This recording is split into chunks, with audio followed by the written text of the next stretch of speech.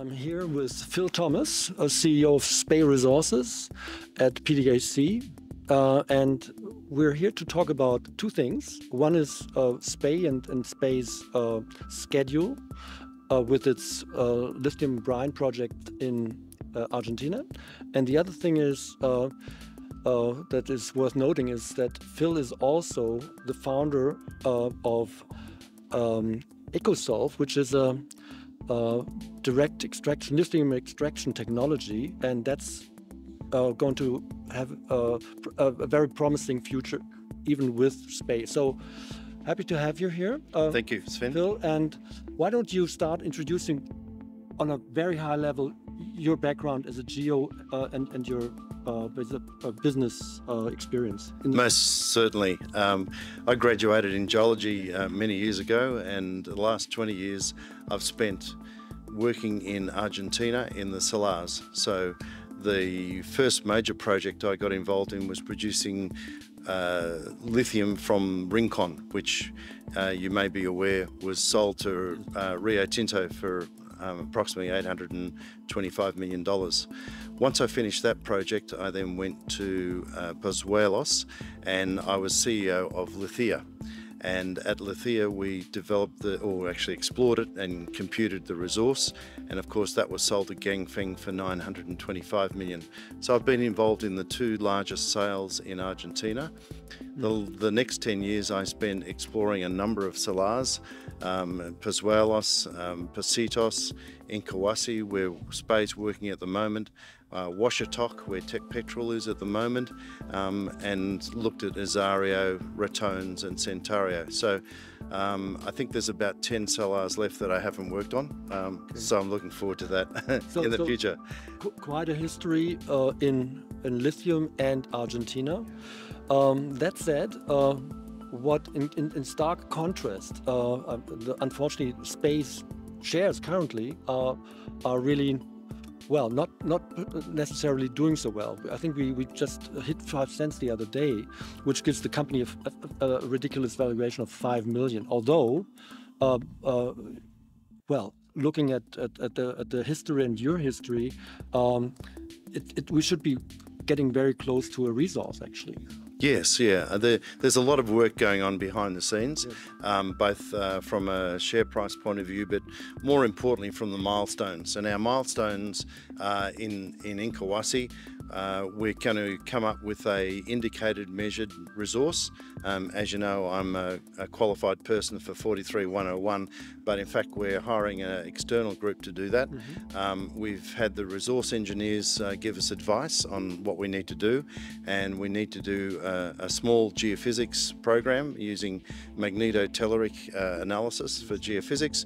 We need to drill 2 or 3 holes to identify exactly where the lithium is flowing at depth and close to the surface, so we can identify the aquifers and then build the block model so that we can then come up with the indicated and measured resource.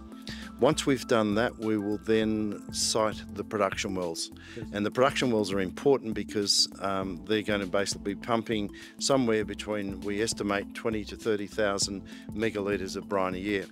That will be sufficient brine to allow us to produce 10,000 tonnes of lithium carbonate, or actually we'll be producing lithium chloride. The Ekosolve process is very straightforward. Yes. It's basically pumping the brine, treating it with a solvent, extracting the lithium, washing the lithium out of the solvent, and we produce lithium chloride. Virtually no water is used at all. Yes.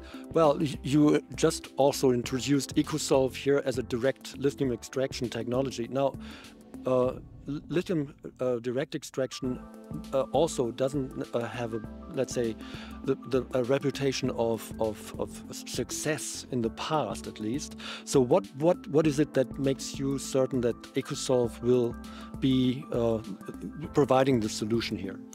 We started researching it about 6 years ago, and we found that Tsinghua University had done a lot of really good work. They still hadn't cracked the nut, so to speak, but they went a long way down the path. We then took their work and spent some time doing probably the most exhaustive literature search in the world of every solvent extraction process that's around. We did it for rare earths, copper, some of the nickel solutions, and so forth. So we know that Solvent Exchange, which has been around for 50 years, works. It's just a matter of working out two things. One, a solvent or combination of solvents that will extract just the lithium and leave all the other elements in the brine. And the second part is to get 100% coverage of the brines in a short period of time. So we then joined with the University of Melbourne, and laureate Professor Jeff Stevens, he's an OAM, he helped us in the early stages, and then he introduced us to Associate Professor Dr. Catherine Mumford. Catherine's an expert in solvent exchange and ion exchange. She, in conjunction with myself and Dr. Carlos Sorrentino, we finally put the finishing touches onto the solvent exchange system. Because we had some brines from Pozuelos, we put those brines through the bench scale plant, and they worked exceptionally well. We got 93% recovery. We then built a slightly bigger column, and in solvent exchange you either have tanks or columns. Columns have a fast reaction time, tanks take longer. So in another copper project I'm involved with as chairman of the board, we have tanks, and they take about 24 hours to convert the copper into copper sulfate. In columns, it's very fast. It's like exceedingly fast. It's 22 seconds is the reaction residence time. So we do a number of washes, and we gradually extract all the lithium out in 220 to 250 seconds. Putting it through the tank. Once that's done, we take off the solvent, which has the acid ready, and the solvent gets taken off. We mix it with the acid, we strip it out as lithium chloride and water, and the solvent we recover 97.5% at the moment, but we're going to go for 99.9% recovery of the solvent. However, the solvent is biodegradable. You can actually put 1% of it in, and it's a bit like putting whiskey into water. You can drink it. It's not quite whiskey, but it's got a interesting taste to it. But most importantly, Ekosolve doesn't involve any membrane technology and doesn't use a lot of water, actually a minimal amount of water. Can you just clarify how few water is used? It actually doesn't use any water at all, because we actually generate water when we mix the lithium, when we strip the solvent with the acid, and that produces lithium chloride and water. So from the excess hydrogen. So we then have lithium chloride. So if the client wants to have lithium carbonate, we then need a little bit of fresh water, about 140 litres per tonne of lithium carbonate produced, and we mix it with sodium carbonate. And so the lithium chloride mixes with the sodium carbonate, and we produce lithium carbonate, which is instantly insoluble, and so we can separate that in a centrifuge or with a membrane system, and we wash the rest out with fresh water, which is the salt water. Okay.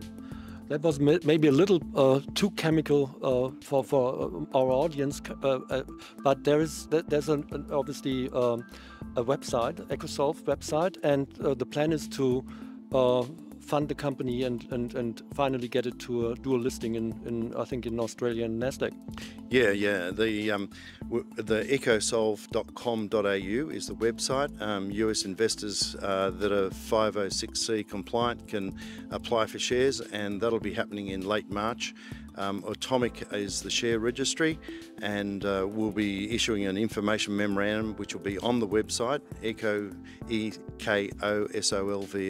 ekosolve.com.au. Okay, which brings me back for 1 minute to Spey. So Spey will be one of the companies to be on the forefront of using Ekosolve technology. Yes, what we're intending to do is, once we've got all our environmental permits, we'll be putting together a plan to put a 10,000 tonne plant in at Inkawasi, and we'll basically put a 1,000 tonne silo up or column up, and operate that and show the government how well we're managing the brines that are going through the system that are waste brines.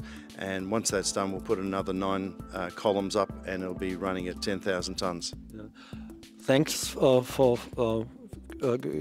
providing us this update, but I think I'd like to finish with commenting that Ekosolve, if it makes the progress as described, could be really the game changer for the DLE industry. Wouldn't you agree? Yes, absolutely, because it manages the biggest problem of all the salars, which is high magnesium, and half of them are got, and of course with membranes, ion exchange media, and the other technologies that are around, they all fall over when it comes to magnesium because of the big molecule of magnesium.